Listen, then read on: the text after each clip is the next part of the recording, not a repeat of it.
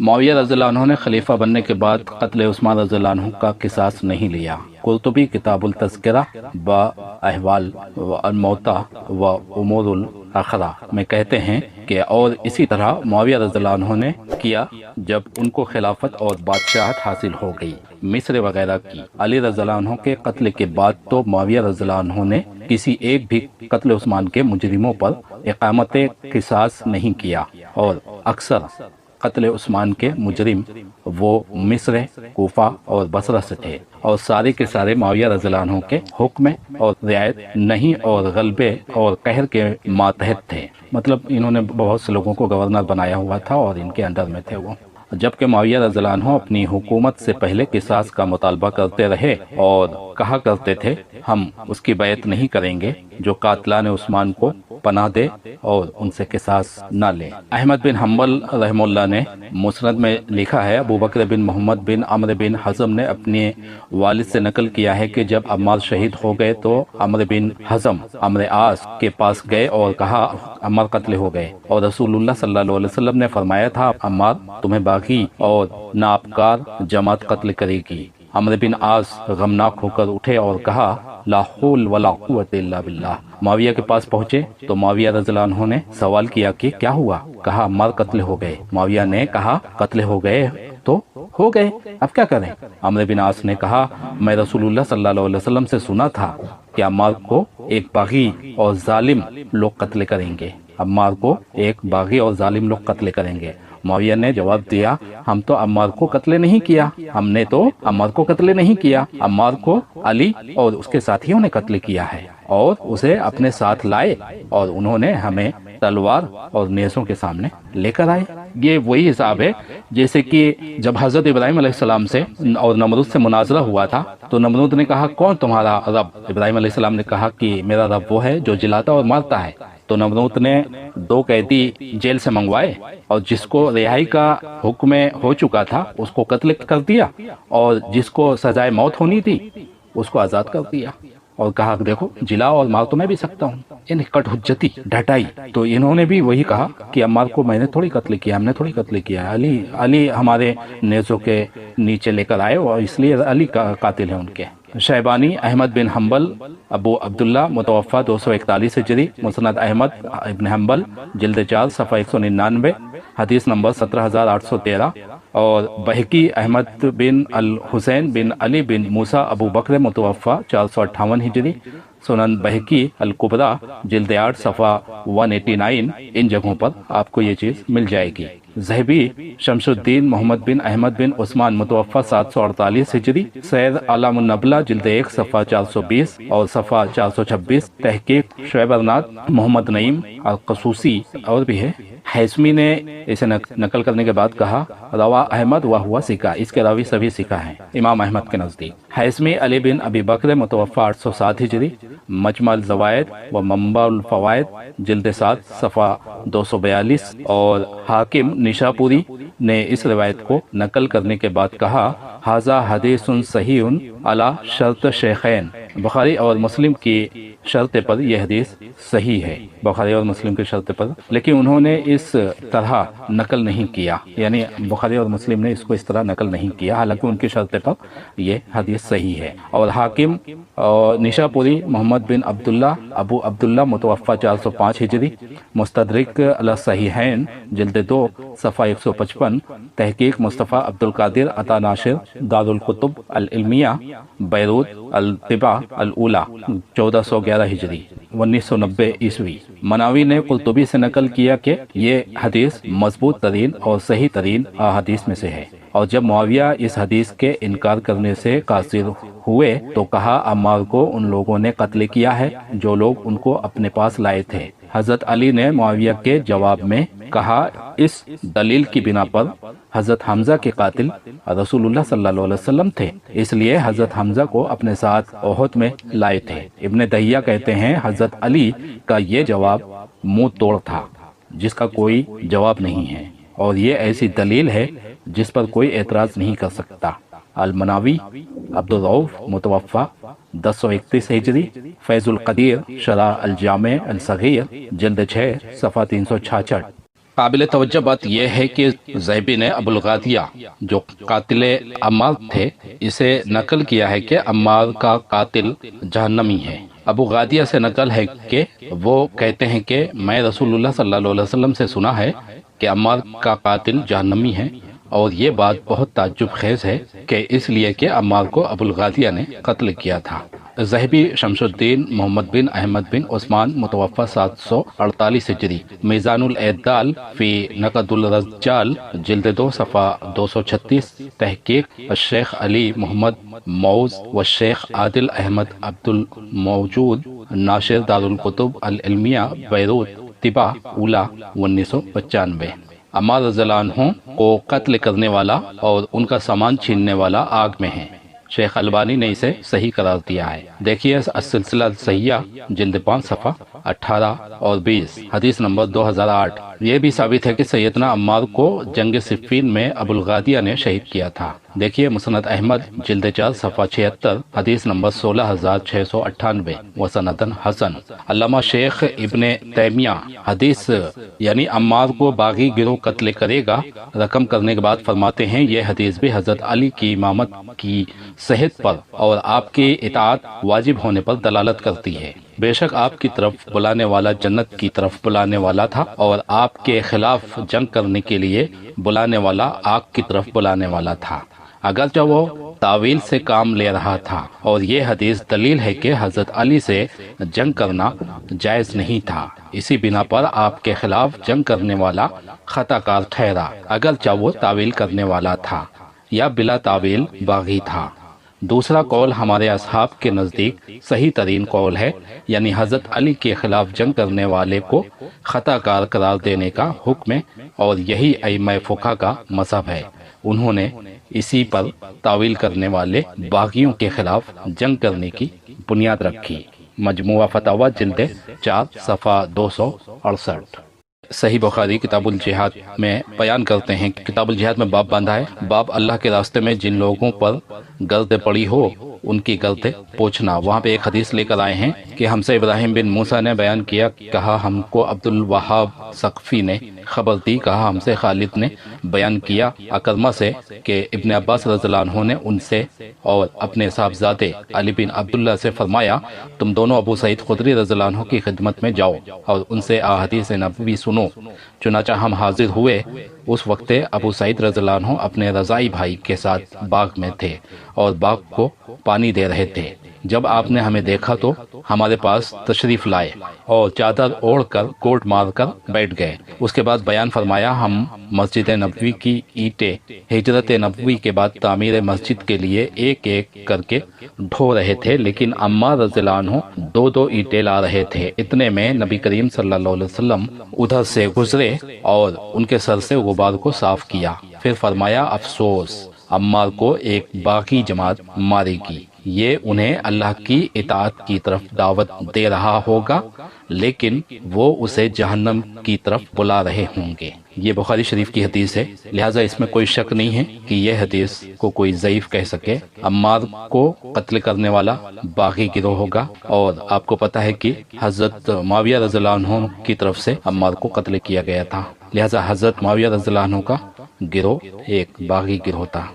مسند احمد جلد سوم حدیث نمبر 2419، حضرت عبداللہ بن عمرو رضی اللہ عنہما کی روایت ہے، حنظلہ بن خویلد کہتے ہیں کہ ایک مرتبہ میں حضرت امیر معاویہ رضی اللہ عنہ کے پاس بیٹھا ہوا تھا، 2 آدمی ان کے پاس جھگڑا لے کر آئے، ان میں سے ہر ایک کا دعویٰ یہ تھا کہ حضرت عمار رضی اللہ عنہ کو اس نے شہید کیا ہے، یعنی حضرت معاویہ رضی اللہ عنہ جو کہ بادشاہ تھے اور ان کے کارندے ان کے پاس جھگڑا کر رہے تھے کہ عمار کو میں نے قتل کیا ہے، لہٰذا عمار کا جتنا بھی سامان ہے وہ مجھے ملنا چاہیے۔ تو حضرت ابن عمرو بن عاص فرمانے لگے کہ تمہیں چاہیے کہ ایک دوسرے کو مبارکباد دو، کیونکہ میں نے نبی کریم صلی اللہ علیہ وسلم کو یہ فرماتے ہوئے سنا ہے کہ عمار کو باغی گروہ قتل کرے گا۔ حضرت امیر معاویہ رضی اللہ عنہ کہنے لگے پھر آپ ہمارے ساتھ کیا کر رہے ہو؟ کون ہے یہ معلوم ہے؟ حضرت عمرو بن عاص کے بیٹے ہیں، عمرو بن عاص کے بیٹے ہیں۔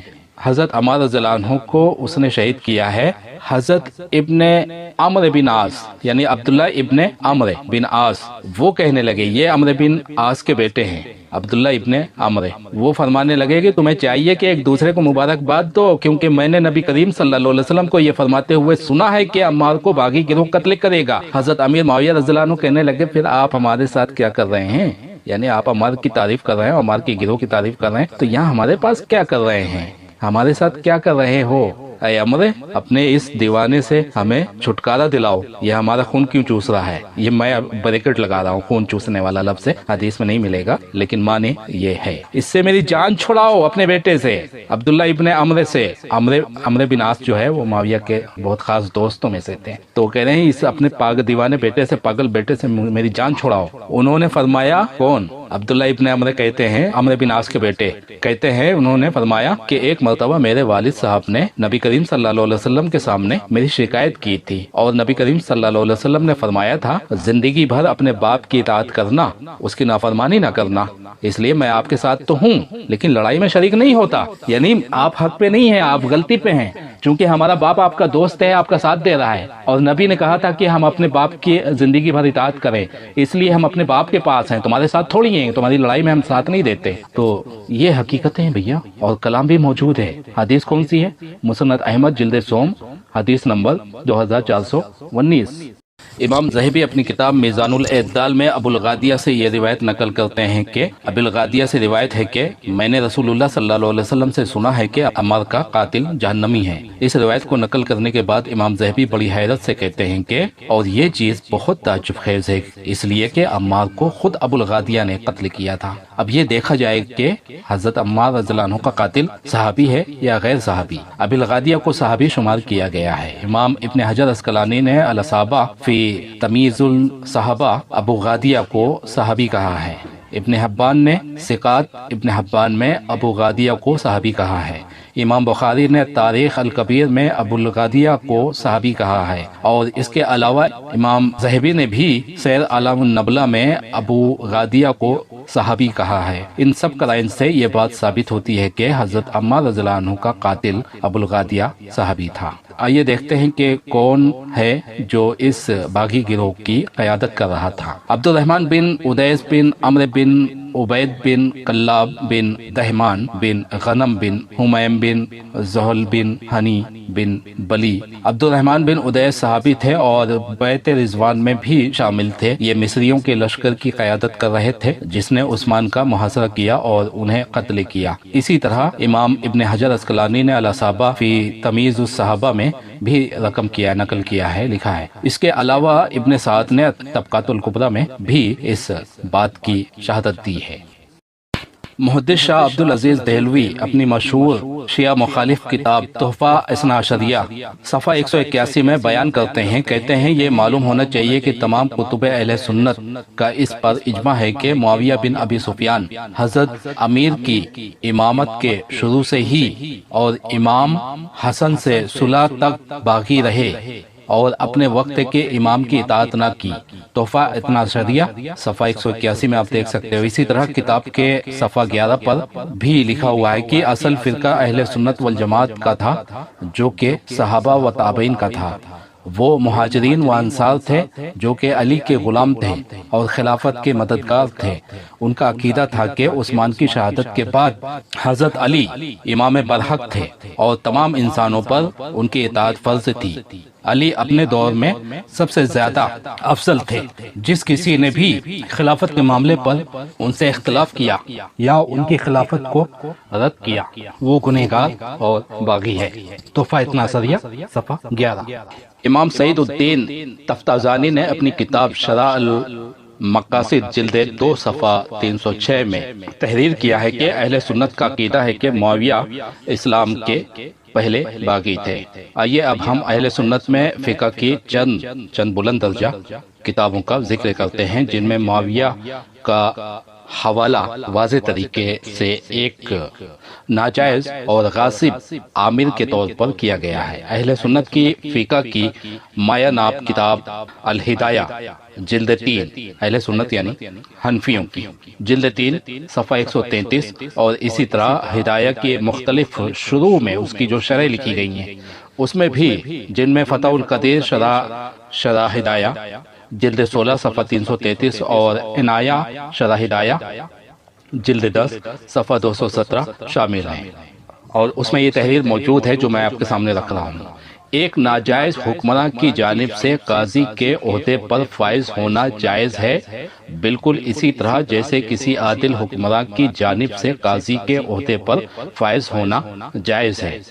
اس کی وجہ یہ ہے کہ معاویہ کے دور میں صحابہ، حالانکہ حق تو علی کے ساتھ تھا، اسی طرح حالانکہ حجاج حق پر نہ تھا، لیکن پھر بھی تابعین اس کی جانب سے قاضی مقرر ہوئے۔ اس کے بعد ایک جملہ لکھا ہے کہ یہ معاویہ کے ظالم ہونے کا ثبوت ہے۔ فقہ کی چند نامور کتابوں میں سے ایک بحر الرائق شرح کنز الدقائق جلد 6 صفحہ 274 میں بھی یہ بات موجود ہے، اور وہ یہ ہے کہ ایک ناجائز یا جائز یا پھر باقی حکمراں کی جانب سے قاضی کے عہدے پر فائز ہونا جائز ہے، کیونکہ صحابہ نے علی کی خلافت کے زمانے میں معاویہ سے یہ عہدہ قبول کیا جبکہ حق علی کے ساتھ تھا۔ آئیے اب اسی طرح ہم مسلک اہل سنت کے جو امام ہیں، امام احمد بن حسن شیبانی متوفی 189 ہجری کے خیالات سے بھی آگاہ کرتے ہیں۔ علامہ عبد القادر القرشی حنفی نے اپنی کتاب الجواہر المزیہ جلد 2 صفحہ 26 میں امام محمد بن حسن شیبانی کا بیان یوں نقل کیا ہے، کہتے ہیں محمد بن احمد بن موسیٰ بن داؤد الرازی البرزالی الفقی القاضی الخازن، انہوں نے اپنے چچا علی بن موسیٰ اور محمد بن ایوب الرازی سے احادیث سنی۔ وہ سمرقند کے قاضی مقرر کیے گئے اور انہوں نے وہاں کے لوگوں سے احادیث سنی۔ ان کی وفات 361 ہجری میں ہوئی۔ السمانی کا کہنا ہے کہ وہ ثقہ اور فاضل تھے۔ حاکم کا کہنا ہے کہ وہ ابو حنیفہ کے اصحاب میں سے ایک فقی تھے۔ انہوں نے کہا تھا کہ میں نے چچا ابو سلیمان الجوزجانی سے سنا کہ انہوں نے محمد بن حسن سے یہ کہتے ہوئے سنا کہ اگر معاویہ جو کہ ظالم، جارح اور باغی تھا، علی کے خلاف جنگ نہ کرتا تو ہمیں ظالمین کے خلاف جنگ کرنے کا موقع ہی نہ ملتا۔ الجواہر المزیہ جلد 2 صفحہ 26۔ علامہ ابن حمام رحم اللہ فرماتے ہیں کہ فقہ کے ہاں عرف عام میں باغی اس گروہ کو کہتے ہیں جو کہ حق کے ساتھ حکومت کرنے والے حاکم کے خلاف خروج کرے۔ علامہ زین الدین نجیم حنفی رحم اللہ باغی کی تعریف کرتے ہوئے کہتے ہیں، جہاں تک باغیوں کا تعلق ہے تو یہ مسلمانوں میں سے وہ لوگ ہیں جو کہ عدل کے ساتھ حکومت کرنے والے حاکم کے خلاف مسلح ہو کر مقابلے پر نکل آئیں۔ البحر الرائق فی شرح الکنز الدقائق جلد 5 صفحہ 191 میں یہ تحریر موجود ہے۔ یہاں تک کہ فقہ نے اس حاکم کے خلاف بھی خروج کرنے والوں کو باغی قرار دیا ہے جو کہ مصیبت کا مرتکب ہو یا پھر وہ ظالم و زیادتی کا مرتکب ہوا ہو۔ امام شربینی رحم اللہ باغی کی تعریف کرتے ہوئے کہتے ہیں، یعنی باغی کے معنی ظالم ہے، اور حد سے تجاوز کرنا بھی باغیوں کو باغی اس وجہ سے کہا جاتا ہے کہ وہ ظلم بھی کرتے ہیں اور حق سے بھی ہٹ جاتے ہیں۔ اس میں اصل یہ آیت مبارکہ ہے، اور اگر مسلمانوں کے دو گروہ آپس میں جنگ کریں، اس آیت میں صراحتاً مسلمانوں کے امام کے خلاف خروج کا ذکر تو نہیں ہے، لیکن یہ آیت مبارکہ اپنے عموم کی وجہ سے ایسے خروج کے متعلق بھی ہے، اس لیے کہ جب ایک گروہ کا دوسرے گروہ کے خلاف ظلم و زیادتی کے سبب جنگ کرنا واجب ہے تو مسلمانوں کے امام کے خلاف بغاوت کرنے والے گروہ کے خلاف قتال تو بدرجہ اولا واجب ہوگا، چاہے وہ امام ظالم ہی کیوں نہ ہو۔ اور یہ باغی مسلمان ہیں اور انہوں نے مسلمانوں کے امام کی اطاعت کو تسلیم نہ کر کے اس کے خلاف خروج کیا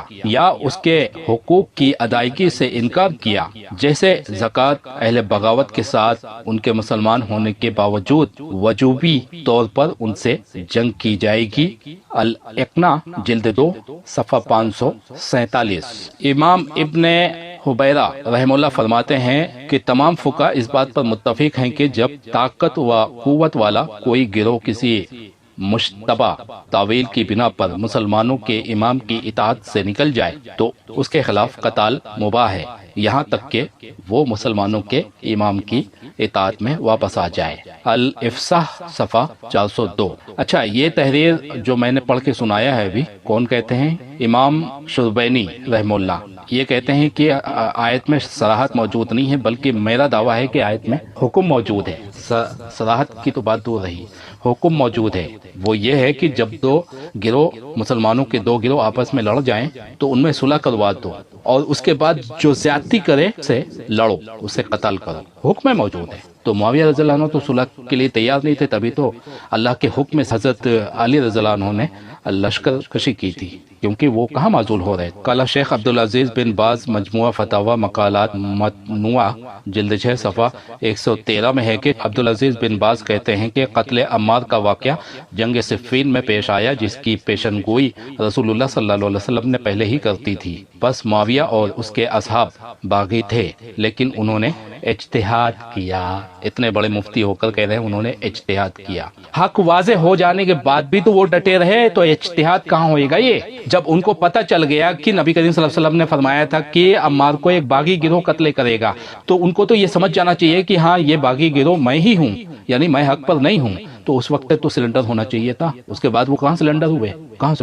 یہاں تک کہ حضرت علی رضی اللہ عنہ بھی دنیا سے رخصت ہو گئے، اور اس کے بعد جو ہے حضرت حسن رضی اللہ عنہ نے خلافت کیا، ان پر بھی ان کے سینے پہ مونگ دلتے رہے، ان کے سارے گورنروں کو خرید لیا رشوت دے دے کر۔ انہوں نے بھی جو ہے خلافت کو خیر بات کہہ دیا مسلمانوں کی جان کی سلامتی کے لیے، اس پر بھی ان سے صبر نہیں ہوا، اور حضرت حسن نے اپنی جان گنوا دی، ان کو زہر دیا گیا۔ اس بات کی وضاحت نہیں، اس لیے میں کسی کا نام نہیں لوں گا کہ زہر کس نے دیا تھا، لیکن معلوم سب پڑتا ہے کس نے دیا تھا زہر، اور روایتوں میں موجود بھی ہے، نام بھی لکھے ہوئے ہیں، لیکن میں اس طرف نہیں جاؤں گا۔ تہذیب الکلام جلد 5 صفحہ 575 میں ہے کہ بشار عواد کتاب التہذیب الکامل کی حاشیہ میں لکھتے ہیں کہ یہ بات کہ ہمارا امیر معاویہ اور تمہارا امیر علی یہ ثابت کرتا ہے کہ مخالف کا امام باغی تھا، اور اس امر پر فقہ کا اجماع ہے، جن میں عراق، حجاز کے اہل حدیث و اہل رائے، جن میں امام مالک، امام شافعی، ابو حنیفہ، امام اوزاعی، جمہور متکلمین و مسلمین شامل ہیں۔ محدث شاہ عبدالعزیز دہلوی اس ظاہری تعویل میں وہ اہل شام معذور سمجھے جائیں گے، یعنی پبلک کو انہوں نے معذور کہا ہے، یعنی ان کو تو جو حکم ہوتا تھا وہ کرتے تھے نا۔ مین جڑ کون ہے بغاوت کی؟ ہاں وہ مین ہے۔ اور اسی طرح حافظ ابن حجر حیتمی المکی فی فتح الجواد بشرہ الارشاد جلد 2 صفحہ 295 میں ابن حجر حیتمی المکی امام شافعی کا قول نقل کرتے ہیں کہ ہم نے باغیوں کے خلاف قتال کے احکام یعنی مسائل علی کے معاویہ سے قتال سے اخذ کیے ہیں، یعنی اس باب میں علی ہمارے امام و مرجع ہیں۔ اور اسی طرح شیخ ابو منصور عبد القاہر بغدادی کہتے ہیں کہ جنگ صفین میں علی صواب پر تھے، یعنی حق پر تھے، اور معاویہ اور اس کے ساتھی باغی تھے۔ ہم اسی کے قائل ہیں، لیکن ان کی تکفیر نہیں کرتے اور انہیں باغیوں کو خاطی سمجھتے ہیں۔ باغی کافر نہیں ہوتا ہے، یہ بات تو پکی ہے، اس لیے تکفیر کیسے کر سکتے ہیں؟ باغی کافر نہیں ہوتا ہے، مسلمان ہی ہوتا ہے لیکن باغی ہوتا ہے۔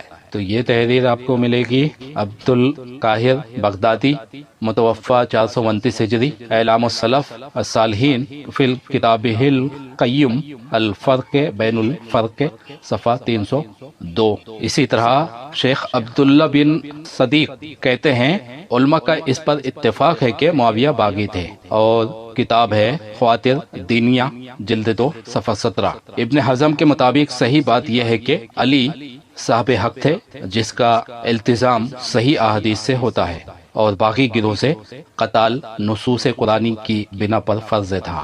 بالکل صحیح بات ہے، امام ابن حزم اندلسی متوفى 456 ہجری فی کتابہ الفصل فی الملل والاہوا والنحل جلد 3 صفحہ 87 پہ آپ دیکھ سکتے ہو۔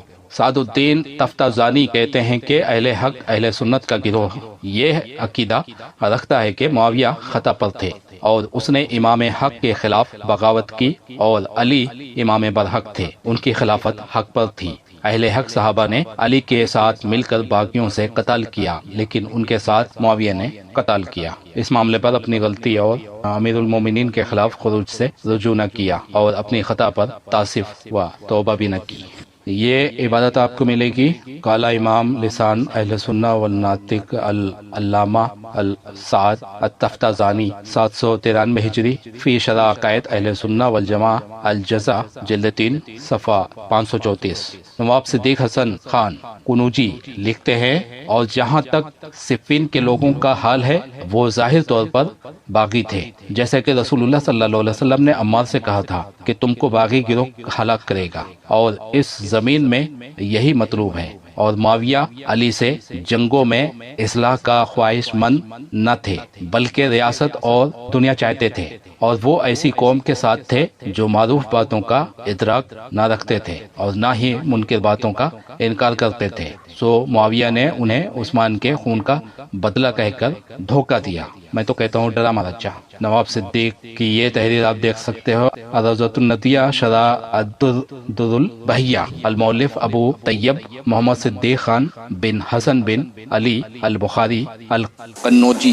شیخ محمود عبوریہ مصری لکھتے ہیں، کوئی بھی اس حقیقت سے صرف نظر نہیں کر سکتا کہ جزیرہ نمائے عرب بالخصوص فتح مکہ کے بعد کفر و شرک کے بعض سرغنے اور دین اسلام کے ضدی دشمن اپنی جان بخشی کی خاطر بظاہر مسلمان ہوئے، جن میں ابو سفیان اور معاویہ جیسے افراد شامل تھے جو طلقہ اور مولفہ قلوبہم میں سے تھے، اور اسلام قبول کرنے کے عوض رقم وصول کرتے تھے، جنہوں نے خلافت راشدہ کی بنیادیں اکھاڑ پھینکی۔ ازوا علی السنہ المحمدیہ صفحہ 100 اور 101۔ یہ میرے الفاظ نہیں ہیں، اور نہ شیعہ کی تحریر ہے کہ شیعہ کی کتابوں کے حوالے دے رہا ہوں میں، اور نہ میں اپنی طرف سے کہہ رہا ہوں۔ اسی لیے میں نے تحریر سامنے رکھ لی ہے کہ آپ یہ نہ کہنے لگو کہ آپ تو ذاتی کر رہے ہو۔ علامہ شیخ ابن تیمیہ وہی حدیث واپس آ گئی ہے، عمار کا قاتل جہنمی ہے اور عمار کو ایک باغی گروہ قتل کرے گا۔ مجموعہ فتاوی جلد 4